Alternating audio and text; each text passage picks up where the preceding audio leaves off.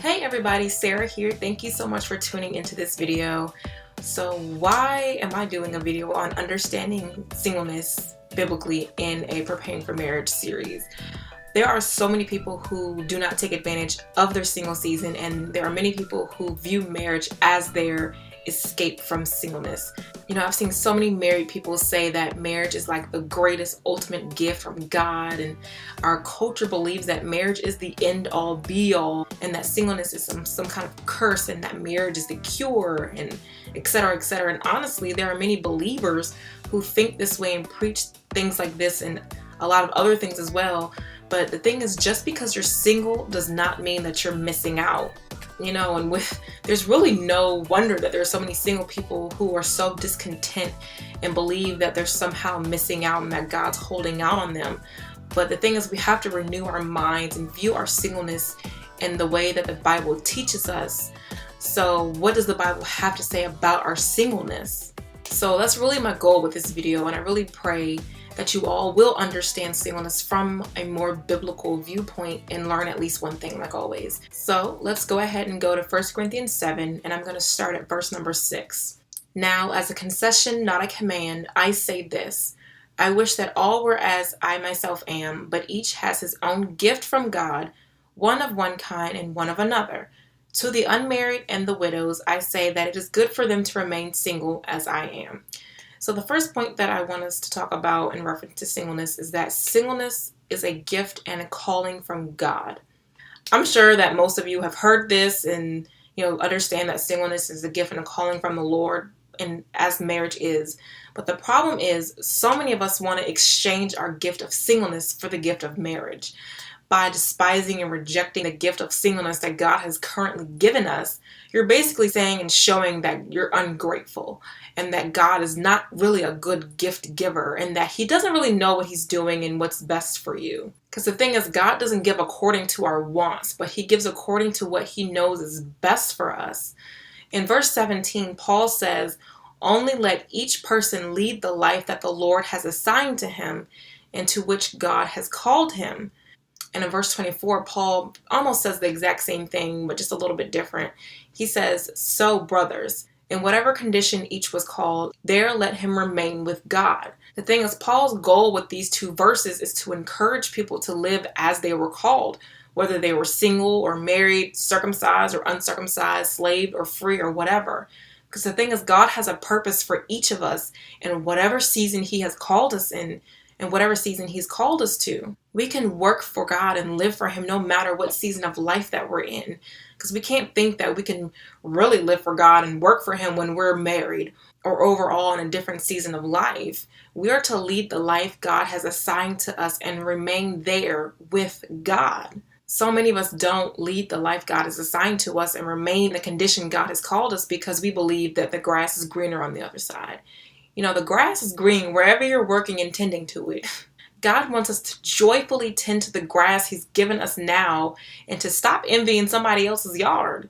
Again, we must renew our thinking about our singleness and the season that we're in overall. Because what we need to understand is that marriage is not the ultimate gift from God, and neither is singleness. Salvation is the ultimate gift, and we've already received that if we've placed faith in Jesus Christ. Anything else God chooses to give to us is only in addition to our lives because he is a good father and a good gift giver.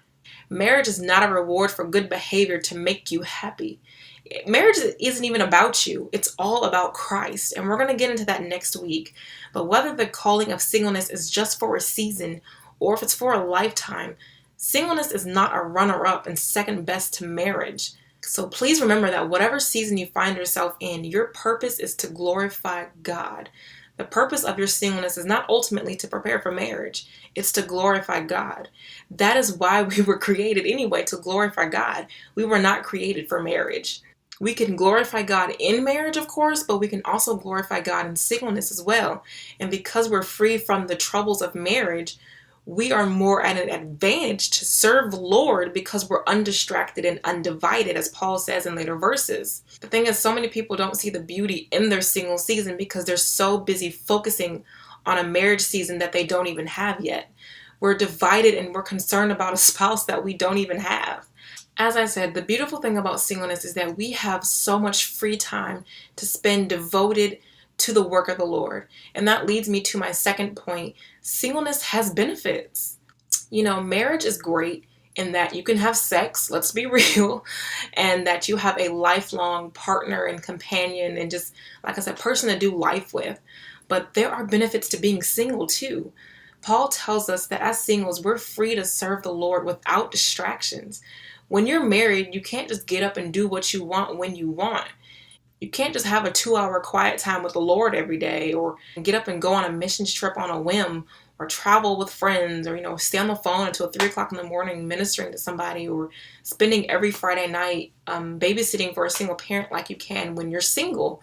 Now, please don't get me wrong. I'm not saying that marriage is a ball and chain, and neither was Paul in this passage. But when you're married, you must consider and consult your spouse first. It's not just you anymore, and that's really what Paul meant. The thing is, you're not just concerned about pleasing the Lord, but now you have to be concerned with pleasing your spouse as well, because after Christ, they come first. And even with that, there are so many people who idolize their singleness. They don't want to have to share their life with someone and be accountable about every area of their life and be vulnerable and etc. Just how there are many people who idolize marriage and want to get married out of selfish reasons, there are a lot of people who idolize their singleness and desire to stay single for selfish reasons.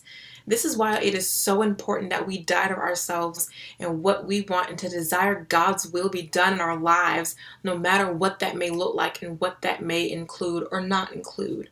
So the last point that I want to look at is that singleness and marriage are both temporary. As believers, we cannot forget that this world and everything in it is temporary, and that it's all going to fade away one day. In verses 26, 29, and 31, Paul emphasizes how we should live and make decisions in light of Christ's return and have an eternity mindset. Because at the end of the day, whether single or married, we should all look forward to the ultimate wedding and marriage where Jesus comes back for his bride. What Jesus did on the cross for us was really his proposal to us, and we have the choice to either accept it, to live our life with him, united and as one with him as we're down here on earth, or we're to reject it and to do our own thing. Because the thing is, when the time we spend down here on earth is our engagement period, where we are to prepare for that marriage just how we would do in an earthly engagement, right? Preparing for a wedding and our marriage. But the thing is, Jesus is coming back for his bride, and no one knows the day or the hour when he's coming back. So we need to use our preparation time wisely. We can't be so concerned with an earthly wedding and marriage and preparing for that we neglect to prepare to be the bride of Christ. And we also have to keep in mind that there is no marriage in heaven. An earthly marriage is only a representation of what we're going to fully have and experience in heaven. And I really pray that this video was helpful to you guys. And for this series, I'm going to share a lot of resources with you guys. And for this week, I want to share a sermon by Dr. Tony Evans in reference to singleness that is probably one of the best ones that I've seen. As if any of you ever look for sermons on singleness, there's not that many, and some of them may not really be that good, but this is the best one that I've seen, and I'm going to try to put the links to those in the description box down below. And I really pray that it blesses you guys, because it really encouraged me. So I really pray that this video was helpful to somebody. Make sure you guys stay tuned for next week's video, where we're going to talk about understanding marriage biblically. So until the next video, grace and peace.